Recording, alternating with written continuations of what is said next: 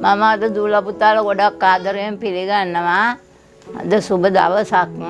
මම අද කරන්න යන්නේ මයියොක්ක දෝසිය හදාගන්න. දූලා පුතාලා මයියොක්ක දෝසිය හදන්නේ කොහොමද කියලා බලා ගන්න. ග්‍රෑම් 250ක මයියොක්ක මේ තියෙන්නේ. මේ මයියොක්ක අලේ මැද නාර ටිකක් තියෙනවා. ඒ නාර ටික අස් කරලා ඕනේ මයියොක්ක හරි ගස්ස ගන්න දෝසිය හදන්න. මයියොක්ක නාර ටික අයින් කරලා තම්බලා ලුණු පොඩ්ඩකුත් දාලා පොඩි පොඩි කෑලි වලට කපාලා තම්බ ගන්න. තම්බලා ඒක පොඩි කරගන්න. මයියොක්ක තම්බන විදිය මම පෙන්නුවේ නැත්තේ දැන් ගොඩක් වෙලා යන නිසා මයියොක්ක තම්බන තාලේ මම කලින් පෙන්නලා ඇති. මෙතන තියෙනවා සූදුරු එන්සාල් මාදුරු කුඩු කවලමට තියෙන්නේ.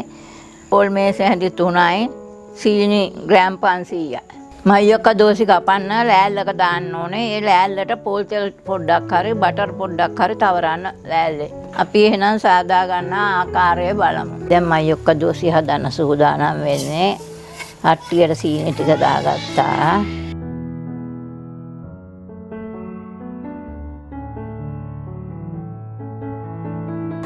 මයියොක්ක ටික දාගත්තා හට්ටියට. දෝසි හදන්න පරණ මයියොක්ක ගත්තාම ඒ වගේ අමුතු රහක් තියෙනවා. අලුත් මයියොක්ක ගන්න දෝසි හදනවා නම් මේ පොල් ටිකකුත් දාගත්තා. මේස හැඳි 3යි. අල වගේම පොඩි කර ගන්න ඕනේ.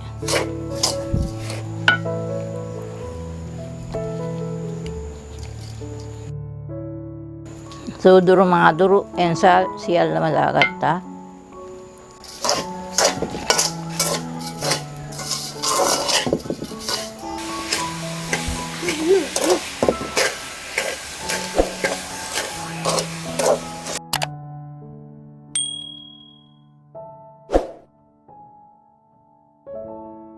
දෝසි වර්ග හදනකොට ලෑල්ලක් ඕනේ. ඒ ලෑල්ලට තෙල් ටිකක් හරි බටර් ටිකක් හරි ගාලා සූදානම් කරලා තියාගන්න කේල් කොළ කෑල්ලකුත් අරගෙන. දෝසි ಜಾති කපනකොට පතුල අල්ලන නිසා හැඳි ගන්න ඕනේ. ගානට එනකන් හැඳි ගන්න ඕනේ. මයියොක්ක දෝසි හදන අතරතුරේ අපි මේ ඒක පදම එනකොට අපි ලෑල්ල හරි ගස්ස ගන්නවා පොල් තෙල් ටිකක් ගාලා මයියොක්ක දෝසි කපන්න. බටර් ටිකක් ගෑවත් තවත් හොඳයි. මේක තනියම නම් හදන්නේ ලිපේ තියන්න කලින් ලෑල්ලත් තෙල් ටිකක් ගාලා හදා ගන්න. මම මේ ලෑල්ල හදන අතරතුරේ මගේ මිනිපිරි මේ දෝසි ටික හැඳි ගන්නවා. මොකෝ මේ වගේ ඝන කණ්ඩ වගේ එනකොට ගින්දර අඩුවෙන් හැඳි ගා ගන්න. ඒ මොකද එකපාරට හයි වෙනව නැත්තම්.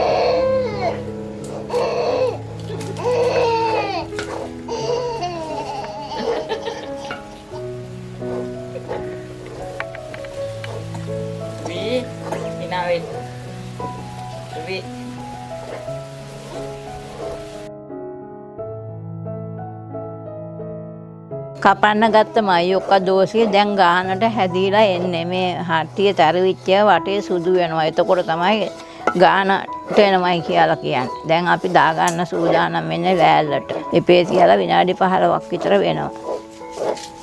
දාගන්න. දාගන්න.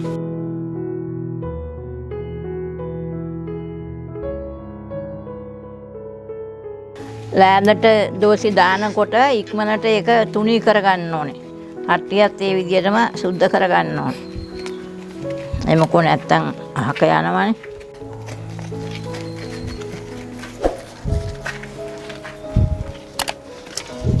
කිසිම තැනක මයියොක්ක දෝසි නම් හදන්නේ නැහැ. නමුත් මේ අපි හැදුවා.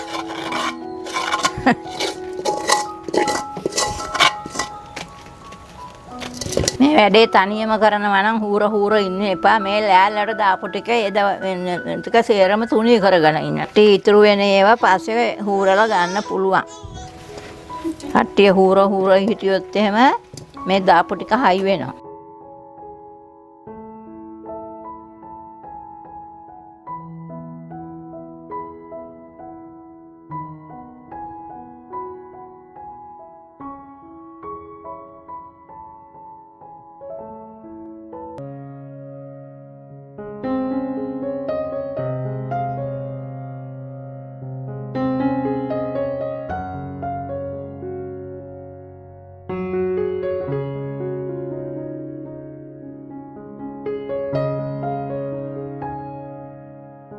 දූල පුතාලා දකින්න ඇති. ඉතින් මම මයියොක්ක දෝසිය හදනවා.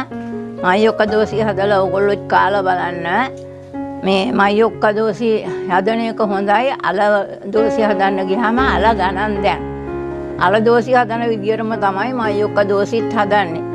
හැබැයි ඒක ප්‍රවේශමෙන් කරගන්න ඕන. අට්ටිය පදම් වේගන එනකොට හැඳි ගාලා ඉක්මනට ලෑල්ලට දාගන්න දැනගන්න ඕන.